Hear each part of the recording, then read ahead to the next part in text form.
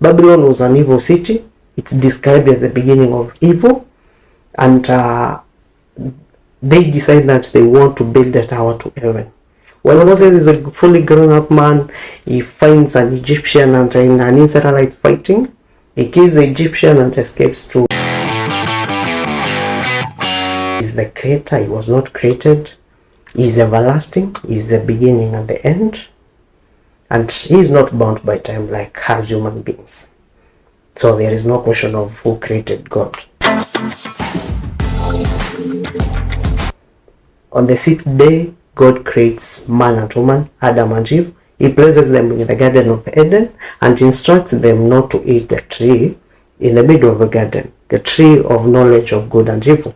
But the devil, in the form of a serpent, comes to Eve and convinces Eve to eat the fruit. She takes it for Adam, who also eats the fruit, and through Adam, sin gets into the world because we were all in Adam. Adam and Eve are chased out of the Garden of Eden by God, and an angel, cherubim, is placed at the entrance such that they cannot go back. Adam and Eve get two sons, Cain and Abel. Cain is a gardener, Abel is a herder. One day when they're offering sacrifices, the sacrifice of Cain is rejected by God. The sacrifice of Abel is accepted by God. Cain, out of jealousy, kills his brother Abel, and God curses him. Adam and Eve have another son called Seth, and it's believed through Seth that the genealogy of human beings without sin will continue. Evil spreads everywhere. It's during this time when Enoch exists. Enoch is a righteous man and he walks with God, and God takes him to himself. Enoch is the seventh generation from Adam, and after Enoch, sin spreads rapidly such that God regrets having created man, because every action of man and every intention of his heart is evil. So God wants to destroy human beings with water, and he instructs Noah, who is a great grandson to Enoch. So from Enoch we get Methuselah, Lamech, and Noah. So Noah builds the ark and 8 people are saved. Noah, his wife, their 3 sons, and their wives. The 3 sons of Noah were Japheth. Japheth is believed to be the forefather of Europeans. The second son was Ham. Ham is believed to be the forefather of Asians and Africans. It's from the descendants of Ham where we found Nimrod. Nimrod, who the Bible mentions as a great hunter in the eyes of the Lord. And Nimrod begins kingdoms, and one of the kingdoms he began was Babylon. Babylon was an evil city. It's described as the beginning of evil, and they decide that they want to build a tower to heaven. God comes down, sees the evil in their hearts, and he confuses their language. The third son of Noah was Shem. Shem is believed to be the father of Semites, and from Shem we get a descendant called Terah. Terah is a righteous man. He believes in God. He has 3 sons, Abram, Nohara, and Haran. Terah decides to leave his home and go to Canaan. So he takes with him Abram and Lot, who is his great grandson, and they travel to a place called Haran where they settle down. In Haran, Terah lives for 205 years and dies in Haran. Haran with a double R. So it's during this time when God appears to Abraham and promises him that he'll give him the land of Canaan. His descendants will inherit the land. He will be a father of great nation like the stars of heaven or the sands in the oceans.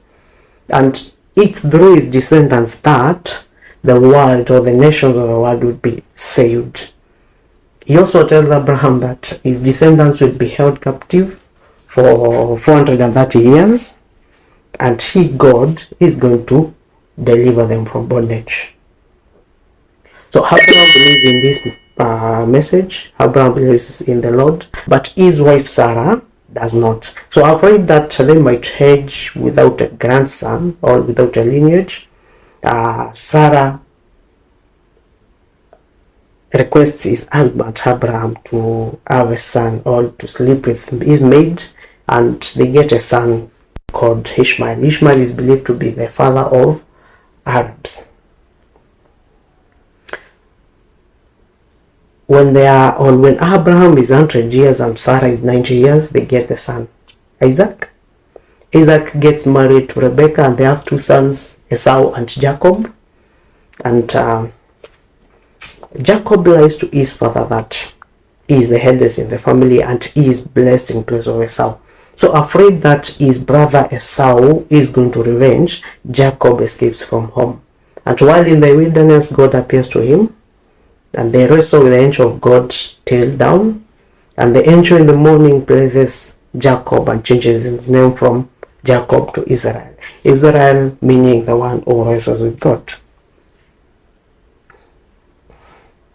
Jacob has 12 sons and a daughter. The 12 sons later become the 12 tribes of Israel.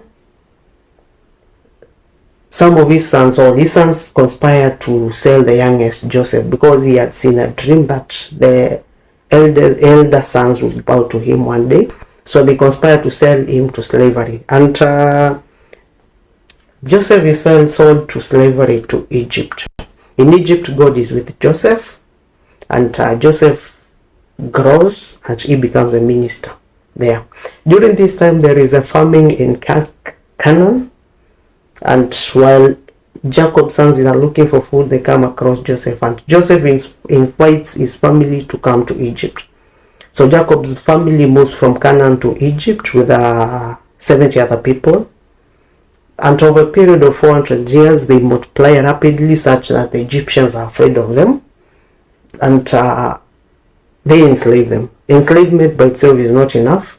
They keep on multiplying rapidly such that the Pharaoh then decides to kill all the firstborns, all the male firstborns of the Israelites. And it's during this time when Moses is born. Moses'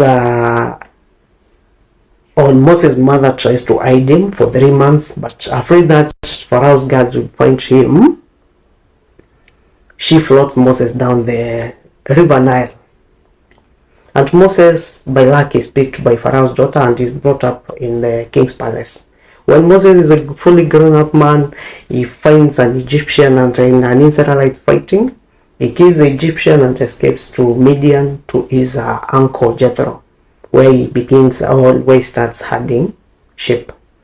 It's during this time when God appears to him and calls him and instructs him to deliver his people from bondage in Egypt to Canaan. So Moses, after struggling with Pharaoh later allows the children of Israelites to live, and they cross the Red Sea. God performs a miracle, they cross the Red Sea. In the desert, God performs a miracle whereby Moses is to speak to a rock and it gives water. There's so many miracles. During the day, they are led by a cloud, and during the night, they are led by fire. But the children of Israel do not believe it. A journey that is supposed to take 3 months takes 40 years. Most of them die in the wilderness. Actually, of the generation that left Egypt, only 2 people made it to Canaan. This does not include Moses, all his family, his brother Aaron and his sister Miriam. They all died in the desert. So the children of Israel enter Canaan under the leadership of Joshua and Caleb. And under the leadership of Joshua, they are able to conquer the land. That takes them around 6 years. After Joshua, the children of Israel are led by judges, notably Samson, Deborah, and Samuel. So looking around them and seeing that the other communities around them had kings, the children of Israel demand from God a king. And God instructs Samuel, the last judge, to appoint Saul as a king over Israel. Saul is a good man at first, but pride gets into him. He stops believing in the Lord, and God is not happy with him because he consults a witch, magician, or a wizard. And God instructs Samuel to appoint David from the house of Jesse to become king. After the death of Saul, his son Isbodesh takes over, and David becomes king of Judah. David was a direct heir to the kingdom of Saul because he had already married Saul's daughter, and they have a fight with these Bodesh men where David wins and the kingdom of Israel come together under the leadership of David. David commits the sin of killing all adultery. He kills Uriah and takes his wife. And God is not happy with him, such that he kills the firstborn that he has with the wife. One of the achievements of David notably was moving the capital city to Jerusalem, and after his death, his son Solomon takes over. Solomon is the wisest king to have ever lived because he asked for wisdom from God, and he becomes the richest man in the history of all the kings of Israel. And Solomon marries so many wives, 700 and 300 concubines. He is led astray by these women, and he leads the ways of the Lord. But one of his achievements was that he built the temple for the Lord in Jerusalem. Due to his sin of worshipping idols, God tells him that his kingdom will be divided after his death. After his death, his son Rehoboam takes over. His son is ruthless. He leads with an iron fist, and due to heavy taxation, the people revolt, and the kingdom splits into two, one in the northern and the other one in the southern. In the northern kingdom, a servant who used to be a servant in Solomon's time takes over. The servant is called Jeroboam. Jeroboam is not a good person, afraid that the people would want to go to worship God in the temple in Jerusalem. He builds so many temples across the northern kingdom, and he puts a golden calf in each temple for the people to worship. Most of the kings who come after Jeroboam are also not good, and the kingdom is not prosperous. The kingdom lasts for 209 years. During this time, God raises prophets to remind the people of the covenant that I had with God and who God is.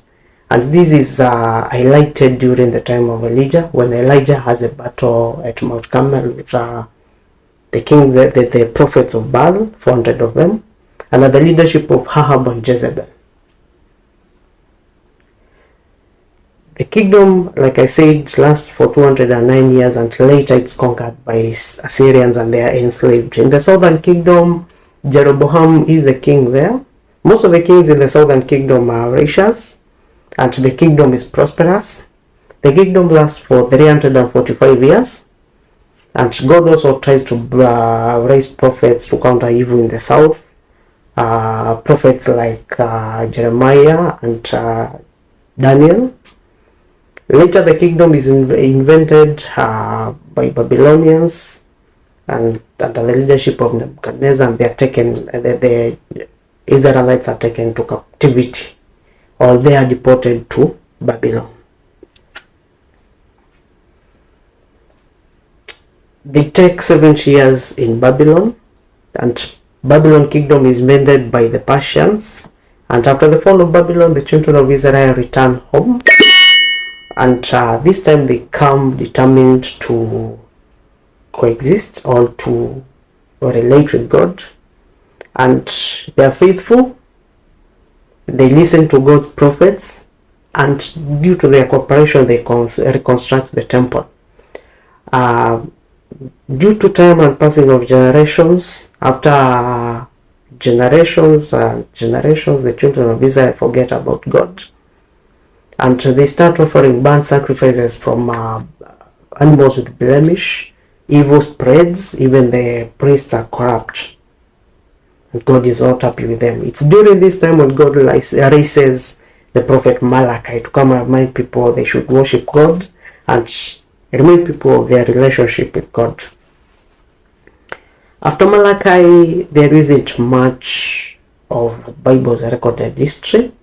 There is a period of 400 years referred to scholars as in the biblical period. until we find Zechariah being the high priest in the temple, Zechariah the father of John the Baptist.